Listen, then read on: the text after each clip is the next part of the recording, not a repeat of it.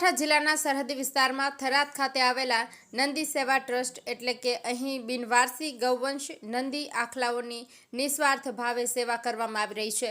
આ ટ્રસ્ટ છેલ્લા કેટલાક સમયથી એટલે કે જ્યારે ગૌવંશમાં લંપી નામનું ભયાનક જીવલેણ રોગ આવ્યો હતો ત્યારથી મોટી સંખ્યામાં ગૌવંશ આ બીમારીનો શિકાર બની જવા પામ્યો હતો।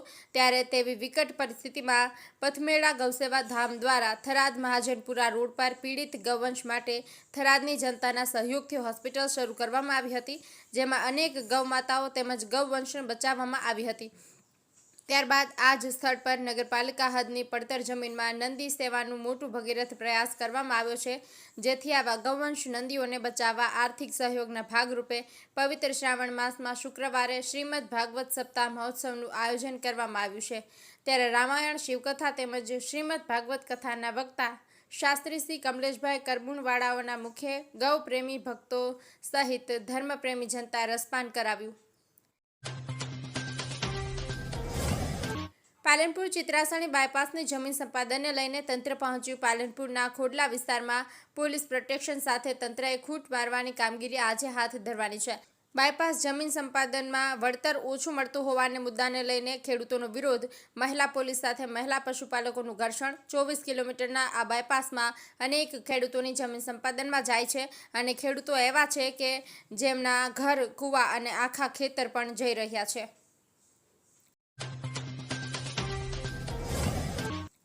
જૂના ડીસાથી કાણોદર તરફ ડાયવર્ઝન ન આપતા ખેડૂતોની ફોર્ચ્યુનર ગાડી ફસાઈ। જૂના ડીસાથી કાણોદર તરફ બની રહેલે નવીન ડામર રોડ પર ડાયવર્ઝન ન મૂકતા વાહન ચાલકો અને રાહદારીઓમાં મુશ્કેલી। ખેડૂતોની ફોર્ચ્યુનર કાર ખેતરમાં જતા રોડ પર ફસાઈ જતા ખેડૂતોનો આક્રોશનો વિડીયો સોશિયલ મીડિયા પર વાયરલ થયો છે।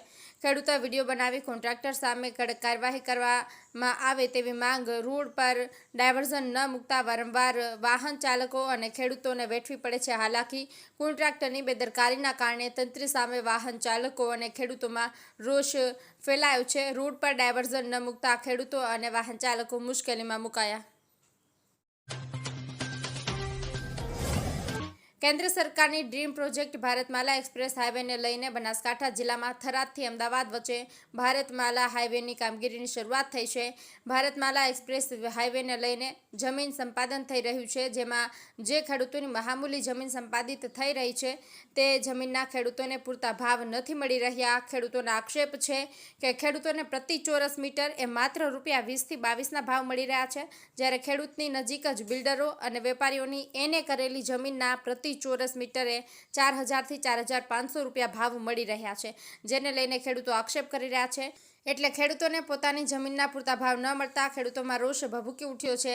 જો કે સંપાદિત થતી ખેતરની જમીનનું પૂરતું વળતર મેળવવા ખેડૂતોએ સ્થાનિક કક્ષાએ અનેક વાર રજૂઆતો કરવા છતાં કોઈ ઉકેલ ન આવતા રોષે ભરાયેલા કાંકરેજ, દિયોદર, લાખણી અને થરાદ વિસ્તારના ખેડૂતો આજે પાલનપુરના ચડોતર ગામ નજીક એકત્રિત થયા। મોટી સંખ્યામાં એકત્રિત થયેલા ખેડૂતોએ પોતાનો આક્રોશ વ્યક્ત કર્યો અને તે બાદ રેલી સ્વરૂપે ચડોતરથી પાલનપુર જિલ્લા કલેક્ટર કચેરી સુધી 4 કિલોમીટર સુધીની રેલી યોજી જિલ્લા કલેક્ટરને આવેદનપત્ર પાઠવ્યું છે। અંબાજી મંદિરમાં રાખડી પૂનમ બળેવ નિમિત્તે વહેલી સવારથી જ ભક્તોની ભારે ભીડ જોવા મળી હતી। શક્તિપીઠ અંબાજી મંદિરમાં ભક્તોની લાંબી લાઈનો શક્તિ દ્વારા સુધી પહોંચી હતી। આ પવિત્ર અવસર પર અંબાજી મંદિરને રંગબેરંગી ફૂલોથી સુંદર રીતે શણગારવામાં આવ્યું હતું। મંદિર પરિસરમાં ચારે બાજુ ભક્તિમય માહોલ છવાયો હતો। ઘણા ભક્તો વર્ષોથી પૂનમની મંગળા આરતીમાં ભાગ લેવા આવે છે। રક્ષાબંધનની પૂનમ હોવાના કારણે મોટી સંખ્યામાં યાત્રાળુઓ અંબાના ધામે પહોંચ્યા હતા। મંગળા આરતીમાં મોટી સંખ્યામાં ભક્તોનો ધસારો જોવા મળ્યો હતો। માતાજીની મંગલા આરતીનો લાભ લઈ ભક્તોએ ધન્યતા અનુભવી હતી।